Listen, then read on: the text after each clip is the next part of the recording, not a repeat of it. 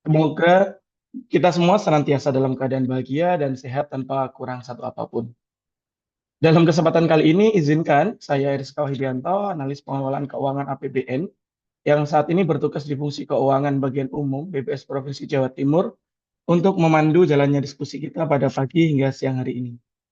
Telah hadir pula di tengah kita yang terhormat Kepala BPS Provinsi Jawa Timur, Bapak Zulkifli, Kepala Bagian Umum BPS Provinsi Jawa Timur, Kepala BPS Kabupaten Kota se-Jawa Timur, serta para pejabat fungsional di lingkungan BPS se-Jawa Timur. Kami menyampaikan terima kasih sebesar-besarnya kepada Change Champion BPS Provinsi Jawa Timur dan seluruh Change Ambassador pembangunan zona integritas di lingkungan BPS se-Jawa Timur yang telah mengupayakan pertemuan kita pada hari ini dapat terlaksana dengan baik. Mengawali serangkaian acara pada pagi hari ini, mari kita buka dengan membaca basmalah. Bismillahirrahmanirrahim. Selanjutnya, kami mohon berkenan kepada Kepala BPS Provinsi Jawa Timur untuk memberikan sambutan dan arahan pembuka. Kepada Bapak Zulkifli, disilakan. Terima kasih Mas Eriska, teman-teman semua, Bismillahirrahmanirrahim. Assalamualaikum warahmatullahi wabarakatuh. Selamat pagi, salam sejahtera untuk kita semua. Yang saya hormati dan saya banggakan teman-teman saya di provinsi dan juga di kabupaten kota. Yang khusus saya hormati teman-teman narasumber dari luar BPS. Ada Mas Sastio Aji Darmawan, Ketua Insan Pengadaan Anti Korupsi Indonesia, kemudian Mbak Hayu Ardina, anggota Insan Pengadaan Anti Korupsi Indonesia, dan juga teman kami Mas Randy. Tentu mari kita panjatkan puji syukur kepada Allah Subhanahu wa taala, Tuhan yang Maha Esa.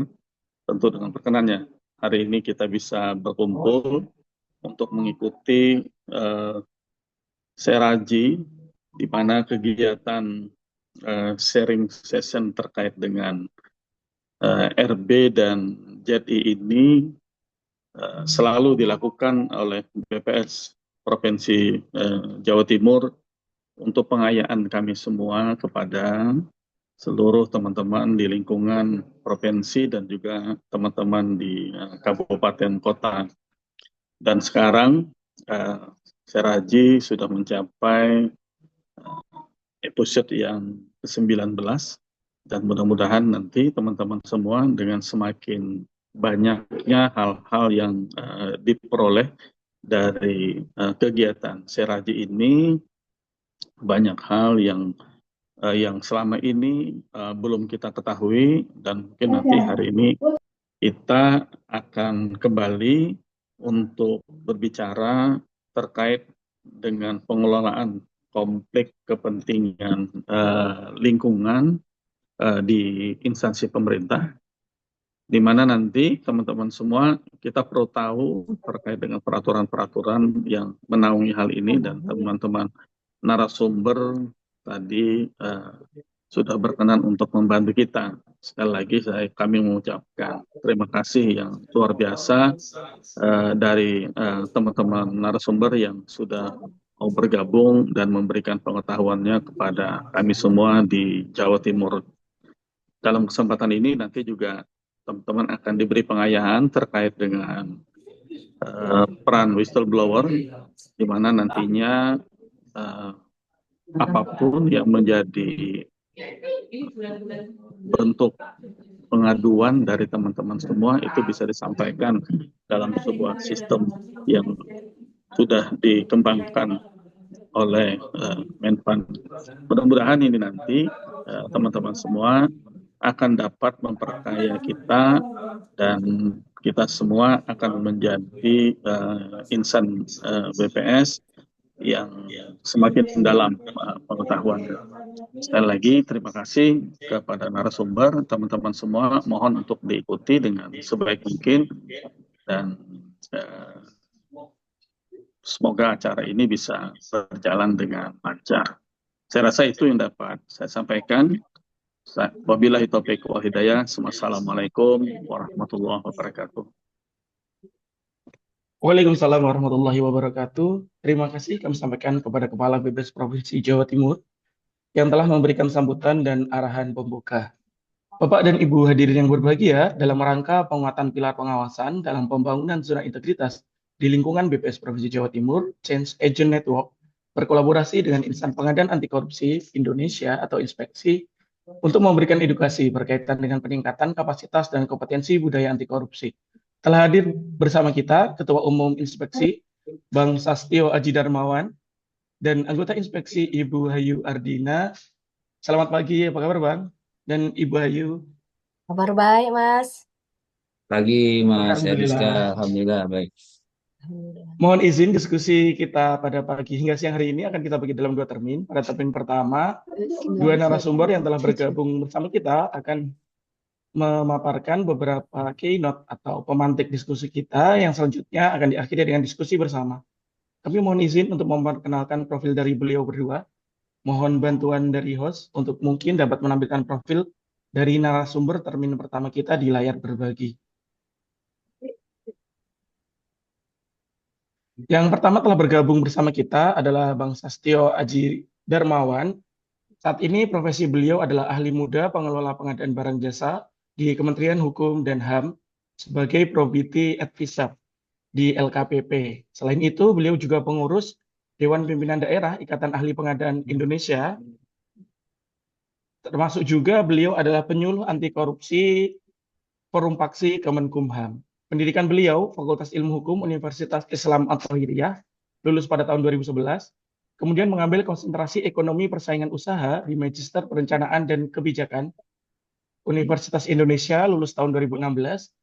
Sertifikasi yang beliau miliki banyak sekali, antara lain ahli pengadaan barang jasa tingkat dasar yang beliau dapatkan di tahun 2010 dari LKPP, sertifikasi penilai publik tingkat dasar dari MAPPI tahun 2017, sertifikasi ahli akuntansi pemerintah level A dari Ikatan Akuntansi Indonesia di tahun 2018, ahli muda K3 konstruksi dari BNSP 2019, Certified Procurement Specialist BNSP 2020, dan lain sebagainya. Yang paling baru nih, tahun 2023, beliau mendapatkan penyuluh anti korupsi ahli pertama dari LSP atau Lembaga Sertifikasi Profesi KPK. Sebagai pengalaman penyuluhan anti korupsi yang telah beliau lakukan, yang paling baru mungkin di pelajar SMK Negeri 1 Kota Bekasi pada Februari, pelajar SMP Negeri 14 Kota Bekasi, kemudian di Forum Penyedia Barang Jasa Direktorat Jenderal Administrasi Hukum Kementerian Hukum dan HAM di Desember 2023. Kemudian narasumber kedua kita tidak kalah hebatnya. Beliau adalah Ibu Hayu Ardina, Sarjana Ekonomi Magister Manajemen, lahir di Pekanbaru 11 April 1980.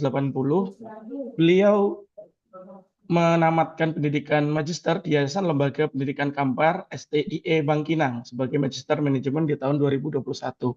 Saat ini beliau merupakan bendahara pengeluaran di PUPR. Pengalaman kerja beliau sebagai bendahara pengeluaran di PUPR sampai dengan tahun 2013. Kemudian pengadaan barang jasa sampai dengan tahun 2015 dan Kepala Tata Usaha Pengadaan Barang Jasa di 2016. Sedangkan untuk saat ini beliau bertugas di PPUPD Muda pada Irbansus di Inspektorat Kabupaten Kampar. Beliau jabatannya adalah PPUPD Muda sekaligus PLT Kasubag Administrasi dan Umum sejak tahun 2023 sampai dengan tahun 2025. Dan sertifikasi saat ini beliau adalah penyuluh anti korupsi ahli pertama dari LSP KPK yang beliau dapatkan di tahun 2021. Mohon izin Ibu Ayu dan Pak Sastio, saya berikan waktu masing-masing 20 menit kepada Bapak Sastio dulu, kemudian Ibu Hayu Ardina, dan nanti di akhir kita akan berdiskusi. Kepada Pak Sastio, kami silakan. Baik, terima kasih Mas Eriska. Izin Bapak Ibu sekalian, pimpinan dari BPS Jawa Timur dan rekan-rekan semua yang hadir dalam Zoom meeting pagi hari ini. Kalau orang Korea bilangnya sarang heo ya. Kalau orang Jawa bilangnya mungkin aku Tresno. Perkenalkan nama saya Sastio. Salam hangat buat semua peserta Serazi episode 19 yang paling numero uno. Lumayan lah ya, ya pantunnya. Enggak ya kalau saya dari tadi pantun ya. Jadi memang kalau di penyuluhan anti korupsi itu rata-rata kami ya di kalangan penyuluh biasa memulai dengan sebuah pantun. Jadi pantun itu bukan cuma khasnya Jakarta atau khasnya daerah-daerah tertentu, di penyuluhan juga seperti itu. Tujuannya apa? Tujuan supaya eh, penyuluhannya menarik, nggak serem, karena isunya yang dibawa udah serem. Jadi penyuluhannya jangan serem juga, penyuluhannya harus segar ya, harus ceria gitu dan dibawa atau didengarkan dengan disimak dengan tenang gitu ya, dengan hati yang lapang gitu. Jangan sampai stres duluan dengar dengar ininya, dengar judul penyuluhannya. Ya, saya tadi sudah diperkenalkan sedikit oleh Mas Eriska. Betul, saya saat ini eh, menjabat sebagai ahli muda pengelola pengadaan barang jasa di Kementerian Hukum dan kebetulan saya juga menjadi penyuluh anti korupsi. Cerita sedikit ya, kenapa pada akhirnya saya tergerak untuk menjadi penyuluh anti korupsi. Karena saya bertugas di bidang yang sangat rentan terhadap korupsi. Risikonya sangat tinggi terhadap korupsi. Bapak Ibu mungkin bisa cek aja ya di media-media gitu ya, kasus-kasus korupsi paling banyak diwarnai kalau nggak suap ya pengadaan barang jasa. Maka saya salah satu orang yang berada di lingkungan yang sangat eh, rentan terhadap korupsi tersebut. Nah, sebenarnya sudah mulai sejak 2020 ya, sejak era COVID saya mengenal apa itu penyuluhan anti korupsi, tapi baru bisa berkesempatan ikut uji kompetensinya pada tahun 2023. Makanya sertifikatnya baru terbit tahun 2023. Alhamdulillah, sejak itu sampai dengan sekarang aktif menyuluh. Mungkin tadi kalau yang di CV memang agak kurang update ya. Sebenarnya dari 2004 sampai 2024 sorry sampai sekarang lumayan udah banyak juga. Salah satunya dengan inspeksi ini. Nah, inspeksi ini pun dilatar belakangi juga dengan kondisi bahwa kadang kalau kita sudah masuk ke area yang jarang diminati orang ya atau tidak lazim gitu, kadang kita merasa sendirian. Nah, tapi saya yakin sebenarnya saya nggak sendirian. Saya sendirian mungkin kalau di tempat kerja saya, di kota saya. Tapi saya yakin dimanapun di titik-titik di seluruh penjuru Indonesia masih banyak pengelola pengadaan seperti saya yang juga punya integritas, yang juga punya keresahan yang sama, yang juga punya concern yang sama. Mungkin mereka bukan penyuluh anti korupsi, tapi mereka punya komitmen yang sama besar untuk apa namanya memastikan pengadaan barang jasa pemerintah bebas dari korupsi. Oleh karena itu, tadi sudah diperkenalkan, saya Ketua Umum Insan Pengadaan Anti Korupsi dan beberapa teman juga yang menjadi founder komunitas ini coba menyebarkan semangat ini kepada seluruh pengelola pengadaan yang ada di Indonesia. Nah, saya yakin BPS ya, baik ini BPS Jawa Timur ataupun BPS manapun ya, saya yakin punya semangat yang sama. Ya, apapun bidang pekerjaan kita, meskipun memang yang terkenal, yang terdengar di media-media hanya suap, gratifikasi gitu ya. Tapi saya yakin di setiap bidang layanan publik pasti ada risiko untuk korupsi atau risiko untuk terjadinya fraud. Oleh karena itu, saya sangat mengapresiasi apa yang dilakukan oleh teman-teman dari BPS Jawa Timur. Ini sangat baik dan sangat patut untuk diteruskan ya, dilanjutkan.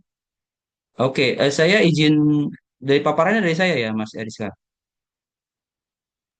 Dari host bisa nge-backup, Bang, kalau memang dari Abang Oke, bisa, dari host juga bisa. boleh dari host aja, boleh? Oke, terima kasih. Ya, materi yang akan saya bawakan karena saya sebagai pembuka, jadi saya mulai dengan yang ringan-ringan. Mulai dengan yang sederhana aja. Karena kalau mulai yang berat-berat, nanti takutnya udah langsung klimaks duluan, gitu ya, langsung lemes duluan semua. Jadi kita mulai dari yang ringan dulu, mulai dari yang sederhana untuk membangun budaya anti korupsi. Boleh next? Ya, sebelum masuk ke paparan inti, kita harus sepakati dulu definisi budaya. Ya. Ini yang dituliskan atau dicatatkan oleh Syahrani dan Kamil tahun 2022 dari salah satu jurnal yang saya temui. Budaya adalah semua hasil karya, rasa, dan cipta manusia, yaitu seluruh tatanan cara kehidupan yang kompleks, termasuk di dalamnya pengetahuan, kepercayaan, kesenian, moral, hukum, adat, dan segala kemampuan dan kebiasaan lain yang diperoleh manusia sebagai seorang anggota masyarakat. Pertanyaannya yang pertama di halaman pertama sudah ada pertanyaan, apakah korupsi sudah jadi budaya? Kalau korupsi jadi budaya, dia masuk ke mana? Masuk ke moral kah? Atau masuk ke kebiasaan kah? Kadang kita sering dengar di beberapa tempat atau di beberapa daerah ya, ini sudah lazim di sini. Di beberapa instansi tertentu, layanan publik tertentu, udah biasa ini ngasih petugasnya seperti ini, ngasih gratifikasi, ngasih suap, dan lain-lain sebagainya. Apakah itu moralnya seperti itu sehingga patut dibenarkan? Apakah itu kebiasaannya memang seperti itu? Apakah itu memang sudah jadi budaya gitu? Nah, ini banyak perdebatan di kalangan budayawan ya. Kalau kalangan budayawan cenderung apa namanya menyepakati bahwa korupsi bukan budaya. Boleh dilanjut halaman berikutnya. Nah, karena indikator budaya pertama suatu ide, gagasan, nilai-nilai dan norma-norma peraturan. Kemudian yang kedua, sebagai suatu aktivitas kelakuan berpola dari manusia dalam sebuah komunitas masyarakat. Yang ketiga, benda-benda hasil karya manusia. Nah, ini juga dirumuskan oleh Sahrani dan Kamil. Jadi, eh, budayawan itu cenderung nggak menganggap korupsi itu sebagai budaya. Tapi sebenarnya ada misi di baliknya ya, ada yang melatar belakanginya. Kenapa? Coba dilanjut paparan berikutnya. Ya, meskipun memang moral-moral, nilai-nilai, kebiasaan, aktivitas kelakuan berpola yang tampak di masyarakat sudah menunjukkan bahwa kayaknya korupsi udah jadi budaya deh. Tapi jangan sampai kita memang mengaminkan itu gitu ya. Jangan sampai kita menganggap korupsi adalah budaya kita. Karena budaya asli kita sebenarnya justru jauh lebih luhur daripada itu. Boleh lanjut? Ya, boleh lanjut halaman berikutnya. Ya, salah satu sanggahan berikutnya lah. Kalau korupsi adalah budaya, terus koruptor budayawan dong. Oke, kalau seniman apa, wayang ya.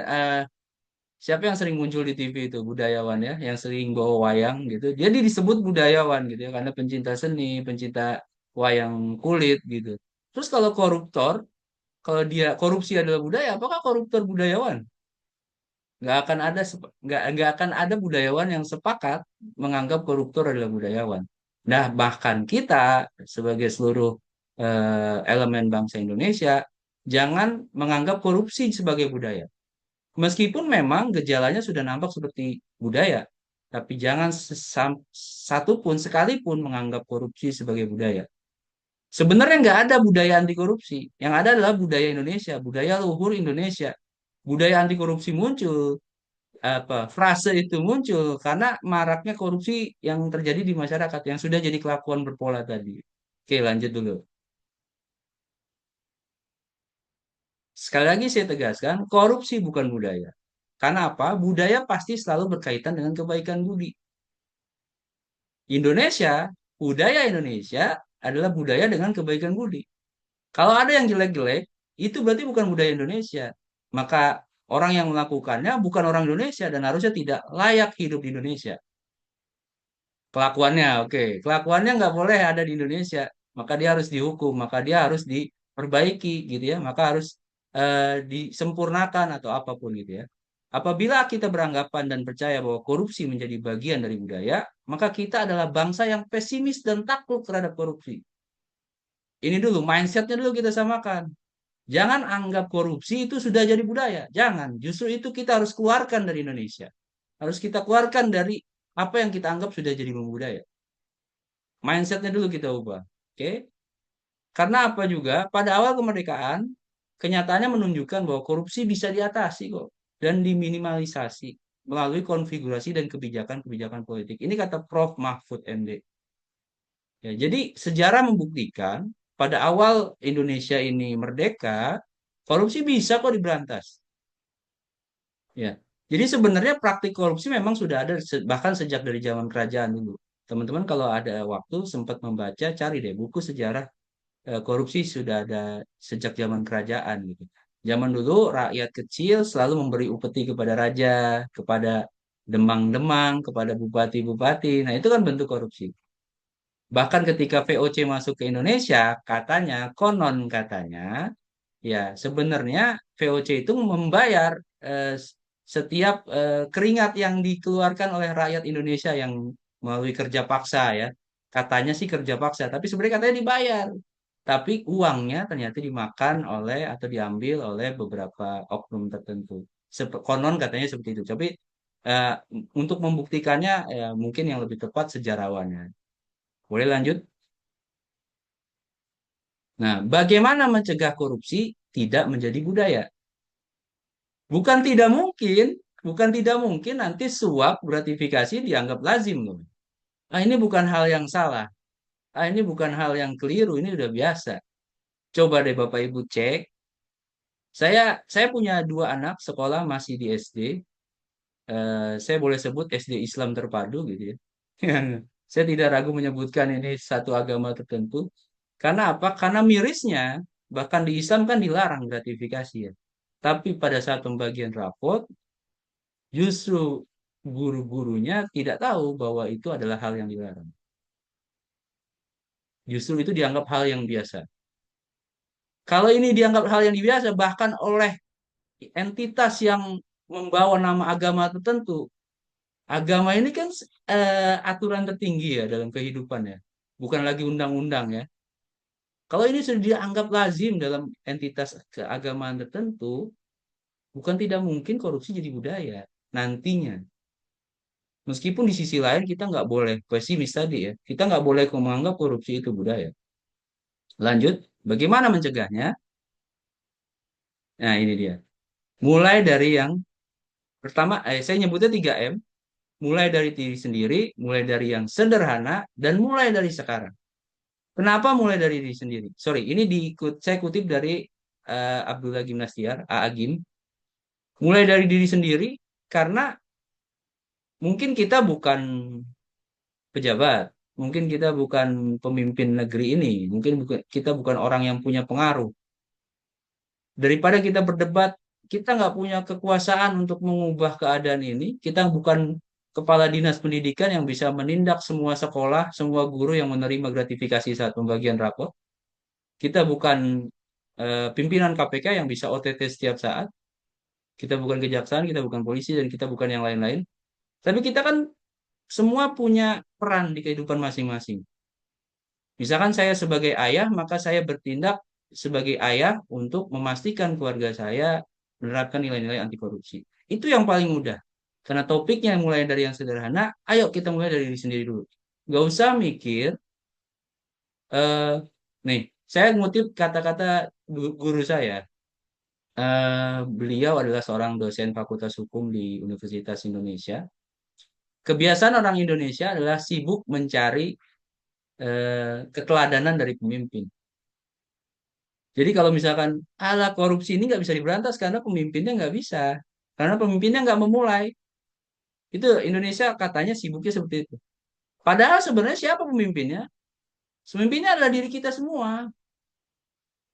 Contohnya saya di pengadaan, saya bukan siapa-siapa di pengadaan, saya cuma mungkin seorang panitia tender atau pokja pemilihan gitu ya. Ketika saya menetapkan sebuah seorang pemenang tender atau satu pemenang tender, saya tidak boleh diintervensi oleh siapapun, bahkan oleh atasan saya sendiri, bahkan oleh menteri saya sendiri. Karena siapa? Karena kenapa? Karena aturan memberikan kewenangan saya yang menetapkan. Maka pada saat itu siapa pemimpinnya? Pemimpinnya adalah saya. Mau menteri yang intervensi, mau siapapun yang mau intervensi, nggak bisa. Pemimpinnya adalah saya. Regulasi memberi kewenangan saya untuk menetapkan pemenang tender. Maka keputusan saya menetapkan pemenang tender bukanlah bukanlah hasil intervensi, dan pada saat itulah saya pemimpinnya. Begitu juga rekan-rekan semua yang ada di BPS. Ketika mungkin saya nggak tahu ya tusinya BPS seperti apa. Ketika teman-teman mungkin menyajikan data, siapa yang berhak menyajikan data itu? Siapa yang berhak menginterpretasikan data tersebut? Siapa yang berhak eh, apa namanya merumuskan penggunaan data tersebut dan lain-lain ya? Ya kalau teman-teman BPS yang diberikan kewenangan dalam undang-undang, dalam peraturan adalah teman-teman BPS, maka teman-teman BPS adalah pemimpinnya. Tidak peduli siapapun yang mencoba mengintervensi teman-teman. Seperti itu. Kemudian mulai dari yang sederhana. Ya, ini kaitannya juga dengan judul kita. Ya, mulai dari yang hal yang mudah dulu. Nggak usah yang sulit-sulit. Tadi diri sendiri adalah ya hal yang paling mudah juga. Dari yang sederhana ya dari hal yang paling mudah yang setiap hari kita lakukan. Bapak Ibu, sebelum tahun 2020, sebelum COVID-19, sebelum saya mengenal apa itu penyuluh anti korupsi, sebelum saya mengikuti pendidikan anti korupsi dan integritas, saya adalah seorang koruptor. Wow, pengakuan yang luar biasa gitu ya. Enggak. Pertama ya karena memang saya di pengadaan, saya lekat dengan aktivitas itu. Saya nggak tahu kalau itu korupsi gitu ya. Saya nggak tahu kalau gratifikasi itu korupsi tuh, Bapak Ibu dulu. Ya, saya anggap saya nggak minta. Saya dikasih, saya terima gitu. Tapi bukan hanya itu. Ini saya yakin hampir semua ASN melakukan ini. Saya merasa saya koruptor, misalkan pasal 2 dan pasal 3 kan bicara tentang kerugian negara ya. Undang-Undang Tipikor bicara tentang kerugian negara. Setiap orang atau yang memperkaya diri sendiri dan orang lain gitu lah ya singkatnya ya. Saya merasa saya setiap saat melakukan itu di kantor. Apa Bapak Ibu? Hal kecil yang sering saya lakukan. Yang sering kita lakukan bukan saya lakukan. Nah, mungkin ini. Saya dulu sering nonton YouTube di kantor. Sering nggak Bapak Ibu lakukan itu di kantor? Itu tugas Bapak Ibu bukan? Bukan pasti. Kecuali ya memang ada tugas untuk mencari data, mencari berita dan lain-lain ya. Kecuali tugasnya itu. Tapi saya lakukan itu loh. Sering dengerin musik, nonton film bahkan, nonton Netflix bahkan ya kan, dan lain-lain. Kan bandwidth kantor, internet kantor itu dibayar untuk mendukung kantor untuk melaksanakan layanannya ya. Terus kalau saya lakukan itu, saya gunakan internet itu untuk hal yang lain, berarti sudah penyalahgunaan wewenang. Udah satu pasal tuh. Terus kalau gitu saya memperkaya diri sendiri juga. Kenapa? Karena paket data saya utuh. Meskipun cuma 50.000 atau 100.000 ya setiap kali. Atau sekali nonton cuma 20.000 lah. Tapi saya jadi lebih kaya 20.000 karena nggak perlu keluar paket data atau pulsa 20.000 karena sudah dibayarin sama internet kantor. Coba Bapak Ibu renungkan dulu sendiri-sendiri. Pernah nggak melakukan itu? Kalau pernah melakukan itu, mulai sekarang stop. Mulai sekarang stop. Boleh nontonnya pakai paket data sendiri, boleh nanti aja nontonnya nggak usah di kantor. Ya di kantor kerja, ya nggak? Atau hal-hal yang produktif lainnya. Nah itu mulai dari yang sederhana dulu aja. Saya memulainya dari hal yang itu. Saya masih di pengadaan saat itu. 2020 saya masih di pengadaan, sampai sekarang juga masih di pengadaan ya. Tapi saya belum jadi penyuluh. Hal yang sederhana yang saya lakukan adalah berhenti nonton YouTube di kantor. Simple. Terus yang kedua, saya sering ngeprint. Ngeprint pakai printer kantor, pakai kertas kantor gitu ya. Untuk keperluan anak saya sekolah. Mulai saat itu, karena saya tahu, oh ini lagi merugikan negara, meskipun cuma 100-200 perak ya kalau ngeprint, atau 500 atau 1.000 rupiah ya kalau ngeprint di luaran. Tapi bagi saya merasa memperkaya diri saya sendiri. Saya nggak perlu keluar 500 atau 1.000 rupiah kalau saya ngeprint di kantor. Dan saat itu saya coba latihan, stop ini dulu. Sampai akhirnya sampai sekarang berangsur-angsur sampai alhamdulillah sampai sekarang zero tolerance terhadap eh, penggunaan fasilitas kantor dan gratifikasi. Dan yang terakhir adalah M yang terakhir kata AA Gim mulai dari sekarang. Jangan tunggu besok, Bapak Ibu. Pertama, karena kita nggak tahu umur kita sampai kapan, karena kita nggak tahu handphone kita disadap sama KPK atau enggak, karena kita nggak tahu OTT itu kapan datangnya, ya kan? Kalau itu yang lebih parah lah ya. Tapi kalau yang kecil-kecil lebih ke ajal sih. Umur kita udah kita manfaatkan untuk apa sama ini? Jangan-jangan lebih banyak untuk hal-hal yang negatif. Jadi sebaiknya mulai dari sekarang. Oke, lanjut paparan berikutnya. Mohon maaf kalau udah mulai agak berat, kita rehat sejenak sambil nonton film ini. Boleh diklik rekan host, diklik itunya di gambarnya bisa nggak? Oh ya udah, oke. Kita tonton dulu.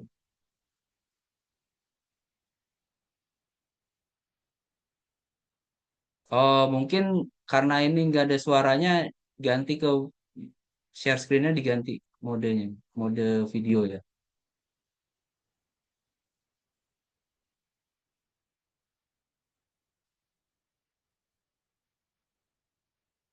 Oh no, bos. Amin.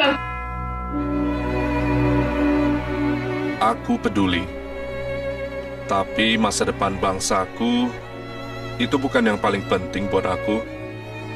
Duit banyak, hidup senang, posisi jauh lebih penting. Dari keadilan, integritas, moral, aku yakin dan pasti ada harapan negaraku masih menjunjung moral yang tinggi. Tapi itu nggak bakal bertahan. Nafsu lebih dinomor satukan. Tren menunjukkan anak cucu kita akan menuai kebobrokan kita. Aku nggak percaya Indonesia akan tetap jaya. Memandang ke depan, aku melihat degradasi moral melanda anak muda. Kawin cerai, apa salahnya? Korupsi udah jadi budaya. Video mesum, itu mah biasa. Gak bisa dibilang lagi masih ada yang peduli dengan bangsa ini. Udah jelas banget, generasi ini hancur dan gak ada harapan. Sungguh sedih dan konyol kalau kita pikir kita bisa menjadikan dunia ini lebih baik. Tapi kita masih bisa membalikan itu semua. Kita bisa menjadikan dunia ini lebih baik. Sungguh sedih dan konyol kalau kita pikir generasi ini udah hancur dan gak ada harapan. Udah jelas banget masih ada yang peduli akan bangsa ini. Gak bisa dibilang lagi video mesum itu mah biasa, korupsi udah jadi budaya, kawin cerai apa salahnya, degradasi moral melanda anak muda. Memandang ke depan, aku melihat Indonesia akan tetap jaya. Aku gak percaya anak cucu kita akan menuai kebobrokan kita. Tren menunjukkan nafsu lebih dinomorsatukan, tapi itu gak bakal bertahan. Negaraku masih menjunjung moral yang tinggi. Ada harapan. Aku yakin dan pasti, moral, integritas, keadilan jauh lebih penting dari posisi, hidup senang, duit banyak. Itu bukan yang paling penting buat aku. Tapi masa depan bangsaku, aku peduli. Iya. Boleh tepuk tangan virtual buat pembuat videonya. Luar biasa. Sangat apa ya? Nggak nyangka ya nonton video awalnya karena apa sih ini kok video cuma gini doang, tapi ternyata ada pesan luar biasa di baliknya. Jadi saya video ini mau bilang kalau kita mau peduli sama kalau kita memperbaiki kondisi bangsa ini yang katanya korupsi sudah jadi budaya, gampang. Hal yang sederhana pertama yang harus kita lakukan adalah peduli dulu. Untuk ngecek pedulinya kita masing-masing, coba cek setiap hari, coba tanya ke Bapak Ibu masing-masing, tanya ke diri Bapak Ibu masing-masing, setiap hari berapa lama waktu yang kita habiskan untuk nonton konten brain rot. Dibandingkan dengan nonton berita-berita, nonton konten-konten edukatif yang memang yang berkaitan dengan pemberantasan korupsi. Ganti kebiasaannya. Ayo coba mulai peduli sama kondisi bangsa ini. Ganti kebiasaan kita dari tadi nonton yang brain rot, ganti ke nonton yang edukatif. Literasi Indonesia katanya rendah, betul nggak ya? Saya yakin di BPS enggak lah. BPS kan sering baca data. Nah, literasinya diganti. Kalau baca buku bosan, ganti ke baca literasi digital atau menikmati literasi digital. Sekarang sudah gampang di mana-mana. Itu hal yang sederhana pertama. Peduli dulu. Dari peduli baru muncul ke yang kedua. Hal yang sederhana kedua, tanya ke Bapak Ibu, tanya ke diri Bapak Ibu masing-masing. Pernah bohong nggak? Atau sampai saat ini masih suka bohong nggak? Kalau masih suka bohong, stop bohongin. Yang kedua, tanya, pernah nggak lari dari tanggung jawab? Oh, saya harusnya tugasnya buat laporan nih, tapi saya kasih aja ke tenaga honorer yang buat. Pernah nggak kayak gitu? Pernah nggak disiplin? Masuk kantor tidak tepat waktu, pulang lebih awal, atau di kantor waktunya kerja malah nonton YouTube, nonton yang lain. Terus masih bergantung nggak sama orang lain? Apa yang harusnya jadi tanggung jawab kita tidak kita kerjakan? Masih suka milih jalan pintas nggak daripada bekerja keras? Ya, masih suka kalau ada cara yang gampang gitu, kenapa harus capek-capek? Ya nggak? Masih suka susah bedain mana kebutuhan atau keinginan? Ya, kadang kita suka keliru mana kebutuhan mana keinginan ya. Terus masih takut. Coba tanya ke diri Bapak Ibu masing-masing, siapa yang lebih pantas kita takuti di dunia ini dalam hal kebenaran, dalam hal tunduk. Ya. Tadi masih sering lihat konten brainrot daripada berita tentang kondisi sosial dan kemanusiaan. Dan yang terakhir, masih suka diperlakukan istimewa nggak? Ini hal sederhana juga yang kadang kita luput. Kalau di antrian, kita lagi ngantri, terus dikasih jalur khusus gitu, eh, kita kadang ngerasa alhamdulillah, bersyukur alhamdulillah, padahal itu bukan hak kita gitu. Tapi kalau kita diselat, wah kita marahnya bukan main. Jadi kalau kita dilebihkan haknya, kita malah bersyukur, padahal sebenarnya itu bukan hak kita. Tapi kalau kita dicuri haknya, kita marah-marah. Kita bilang, wah nggak bener nih, wah nggak adil nih gitu. Nah, ya, adil itu bukan cuman perkara tidak mengurangi hak, tapi juga tidak mengambil yang bukan hak. Ya. Itu hal yang sederhana. Coba tanya ke diri Bapak Ibu masing-masing. Ini pertanyaan-pertanyaan ini adalah lawan dari integritas. Kalau Bapak Ibu pernah satu aja melakukan ini, berarti Bapak Ibu belum berintegritas. Berintegritas itu apa? Berintegritas itu adalah jujur, disiplin, mandiri, kerja keras, sederhana, berani, peduli, adil. Itu lawan dari pertanyaan-pertanyaan ini. Pernah bohong berarti lawannya jujur. Pernah lari dari tanggung jawab berarti lawannya bertanggung jawab, dan seterusnya. Jadi latihan, ayo kita mulai latihan, terapkan semua nilai-nilai integritas dalam kehidupan sehari-hari. Lanjut, hal sederhana yang ketiga. Nah, ini yang lagi rame. Ini saya bukan berarti apa ya, mengkritik BPS secara langsung. Enggak, saya nggak ngerti. Sumpah saya nggak ngerti. Saya cuma ngutip aja hal yang lagi marak terjadi. Ya, ini Tempo yang memberitakan ya, bukan saya ya. Tempo itu bilang ya bahwa ada indikasi utak-atik data statistik ya di edisi yang terbarunya. Dia mengutip ungkapannya Letivin tahun 2017. Statistik itu seperti politikus katanya. Dia bisa dipesan untuk kepentingan membuatnya. Yang kedua, dia juga mengcapture kondisi yang dilakukan oleh Yunani dan Argentina. Bahwa dia coba otak-atik data statistik PDB, tapi malah bangkrut kedua negara ini. Belum sampai bangkrut sih, tapi kondisinya memprihatinkan. Nah, ini ada saya cuma akses ke webnya Tempo, ya. Dan ini kenapa saya coba sampaikan ini, karena ini audiensnya rata-rata mungkin pegawai BPS. Ayo kita introspeksi. Di lingkungan sekitar kita, di tugas sehari-hari kita, sudahkah kita menjalankan tugas dengan berintegritas atau belum? Ya, saya yakin Bapak Ibu bisa. Itu hal sederhana yang ketiga. Yang ada di lingkungan terdekat Bapak Ibu. Yang keempat, lanjut. Lanjut, boleh. Nah, hal yang keempat yang pernah saya lakukan, ya. Yang pernah saya lakukan adalah kita nggak sendirian. Kita harus tanamkan dalam keyakinan kita nggak sendirian. Meskipun pada faktanya mungkin ya, pada kelihatannya di lingkungan Bapak Ibu, kok saya merasa sendirian ya? bicara berkoar-koar tentang nilai-nilai anti korupsi, berkoar-koar tentang nilai-nilai integritas. Tapi pada hakikatnya kita nggak sendirian. Maka itu kita harus saling menguatkan, kita harus bikin jejaring. Apa yang sudah difasilitasi oleh BPS Jawa Timur ini sangat baik. Ini mulai, ini apa ya, cikal bakal jejaringnya itu. Atau mungkin sudah jadi jejaring itu.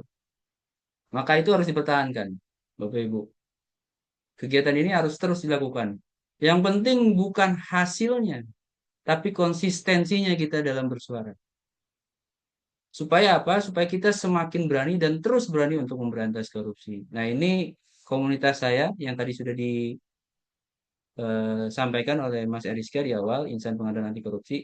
Kalau Bapak Ibu ada yang memang bersinggungan dengan dunia pengadaan, boleh gabung ke sini, ya. Silakan di scan QR code-nya. Ya, jadi hal yang sederhana keempat, ayo cari teman, jangan sendirian. Ya, supaya teman-teman bisa saling menguatkan. Oke, yang keempat, hal yang sederhana keempat. Lanjut, kelima, sorry. Nah, apa sih yang kita takutin kalau misalkan, saya yakin kalau rekan-rekan BPS siapapun ya yang menonton kegiatan ini mungkin nggak seperti yang baru terjadi lah ya, yang di media massa ada pejabat yang menerima suap gitu, enggak lah, saya yakin nggak itu. Tapi bisa jadi ada peluang bahwa kita kadang dalam posisi yang tidak bisa mengelak karena sistem. Bisa jadi seperti itu ya. Apa sih yang kita takutin kalau misalkan kita harus mengelak gitu ya?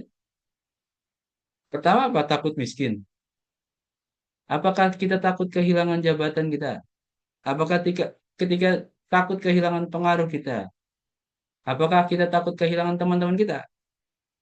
Atau kita sekedar takut kehilangan pemasukan gitu ya? Miskin sampai miskin sih enggak, tapi berkuranglah pendapatannya. Apa ketakutan-ketakutan apa lagi yang sering kita hadapi gitu? Nah, saya coba masuk ke pendekatan yang agak religius atau bukan agak ya, sangat religius mungkin. Kita harus sadari bahwa eh, rezeki itu udah diatur, Bro. Ya, saya mengutip lagi kata-kata guru saya dari Universitas Indonesia. Dia dia jadi dosen sudah 20 tahun. Sudah 20 tahun. Hampir lebih lah, lebih 20 tahun. Tapi pangkatnya tahun ini pangkatnya masih 3B, Bapak Ibu. Bayangkan, pangkatnya masih 3B. Udah kerja 20 tahun jadi dosen. Katanya sih nyari angka kredit itu susah. Tapi bukan itu sebenarnya masalahnya. Masalahnya adalah ketika dia mau mengurus kenaikan pangkat pertamanya, ada seorang pegawai rektorat nyamperin dia, dia bilang, "Bang, bagi uang kopinya buat ngurus kenaikan pangkat." Dan sejak saat itu dia nggak pernah ngurus kenaikan pangkat. Dia nggak takut kehilangan jabatannya sebagai dosen. Dia nggak takut kekurangan gaji, karena pasti kalau golongannya naik, gajinya juga naik gitu kan ya. Nggak takut. Alhamdulillah kata dia, saya gaji nggak seberapa, tapi saya dapat istri anak orang kaya katanya. Jadi rezeki Bapak Ibu udah diatur. Bapak Ibu sekarang nolak intervensi dan mungkin menolak berbagai fasilitas, berbagai kenikmatan. Berarti itu bukan rezeki Bapak Ibu. Rezekinya udah diatur dari jalan yang lain. Ya. Dosen saya tadi ya nggak menduga kan dapat istri orang kaya. Rezekinya dari istrinya ternyata. Bisa jadi sebelumnya dia berpikir ya rezekinya dari saya harus mengajar, saya harus jadi dosen gitu. Tapi Tuhan punya cara lain untuk membalas amal baik umatnya, hamba-hambanya yang memang berintegritas. Jadi jangan takut. Pesan saya yang terakhir, hal yang sederhana yang kelima yang harus kita terapkan adalah nggak usah takut. Oke, baik. Saya kira itu kayaknya sudah berakhir. Paparannya sudah habis. Kalau nggak salah, lanjut. Ya, ini tadi sudah saya sampaikan sedikit. Mungkin nanti aja buat closing ya, kalau ada closing. Lanjut lagi, habis ya. Baik, terima kasih. Mungkin itu dari saya kembalikan ke moderator. Baik, terima kasih Bang Sastio atas materi pemantik diskusinya. Bapak dan Ibu yang barangkali sudah membuncah keinginan untuk berdiskusi, mohon ditahan dulu. Mungkin bisa dicatat dulu agar tidak lupa, karena sebelum ini masih ada satu materi pemantik lagi dari Ibu Hayu terkait dengan peniup peluit atau pengungkap fakta atau yang kita kenal dengan whistleblower. Kepada Ibu Hayu Ardina, kami silakan. Assalamualaikum warahmatullahi wabarakatuh. Salam sejahtera untuk kita semua. Om Swastiastu, Namo Buddhaya, salam kebajikan. Yang saya hormati Kepala BPJS Jawa Timur beserta jajaran, para pejabat dan pegawai, serta narasumber lainnya yang luar biasa, serta seluruh peserta yang hadir pada kesempatan berharga ini.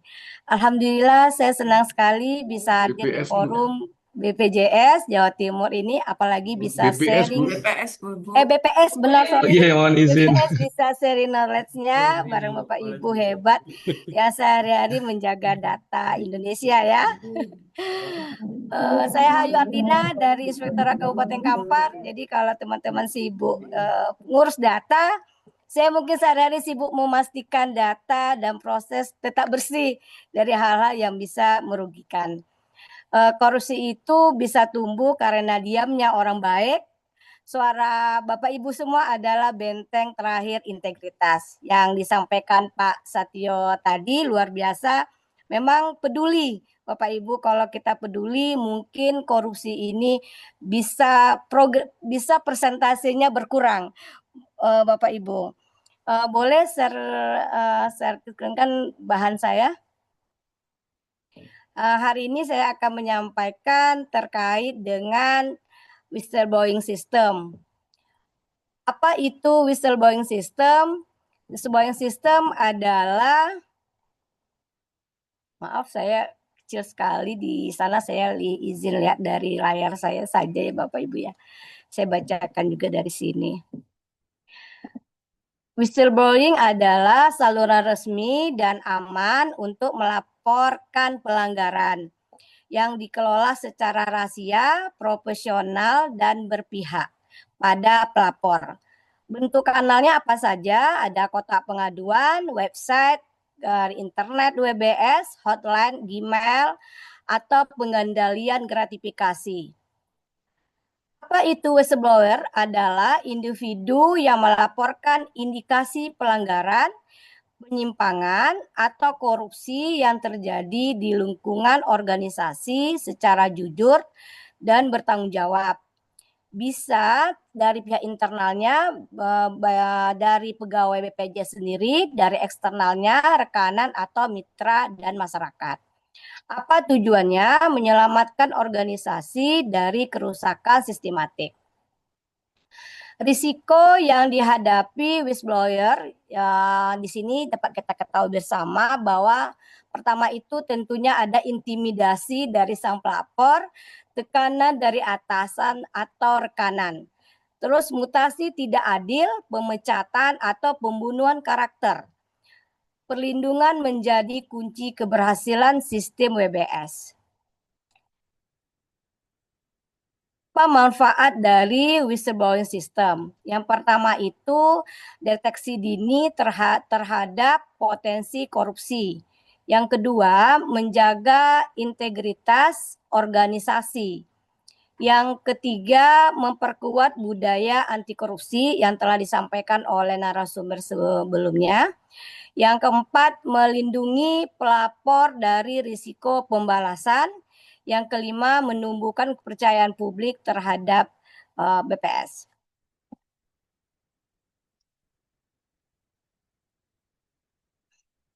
Terus peran strateginya whistleblower ini apa saja? Yang pertama, sumber informasi kunci. Kedua, pengawasan internal dan non formal. Yang ketiga, mendorong perubahan budaya integritas. Yang keempat, menjaga reputasi lembaga.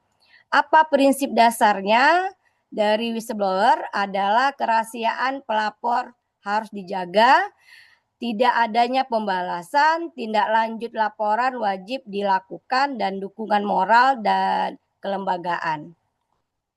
Tantangan yang dihadapi, budayanya tidak enakan atau asal bukan saya.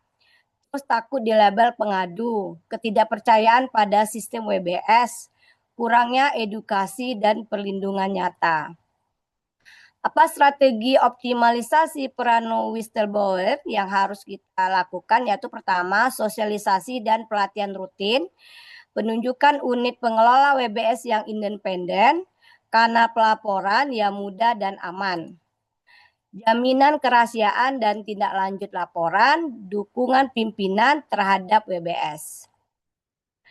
Payung hukum perlindungan whistleblower adalah satu, adanya Undang-Undang Nomor 31 Tahun 1999, junto Undang-Undang Nomor 20 Tahun 2021 tentang pemberantasan tindak pidana korupsi. Yang kedua, Undang-Undang Nomor 13 Tahun 2006, junto Undang-Undang Nomor 31 Tahun 2014 tentang perlindungan saksi dan korban. 3. PP Nomor 43 Tahun 2018 peran masyarakat dalam pemberantasan korupsi. 4. SE KPK Nomor 7 Tahun 2020 tentang perlindungan pelapor dan sanksi. Di perlindungan whistleblower, aspek perlindungannya terdiri dari identitas dirahasiakan, perlindungan fisik dan psikologis, bantuan hukum, rehabilitasi nama baik, melibatkan LPSK dan unit pengawasan internal.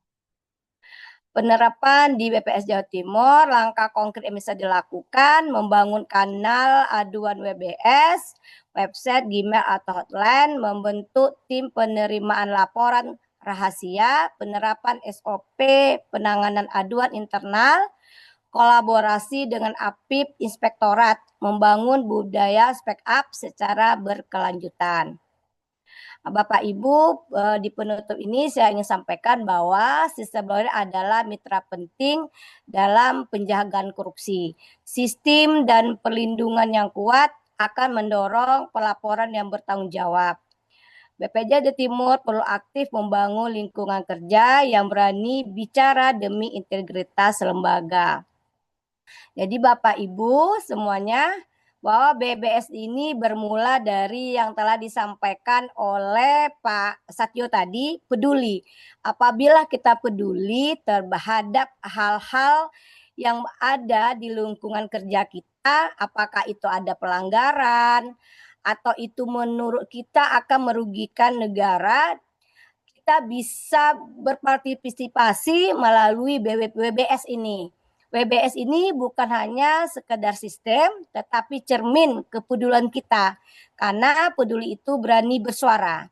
Peduli itu menjaga bersama, dan peduli itu bukti cinta kita pada integritas. Mari jadikan WBS sebagai budaya, bukan kewajiban.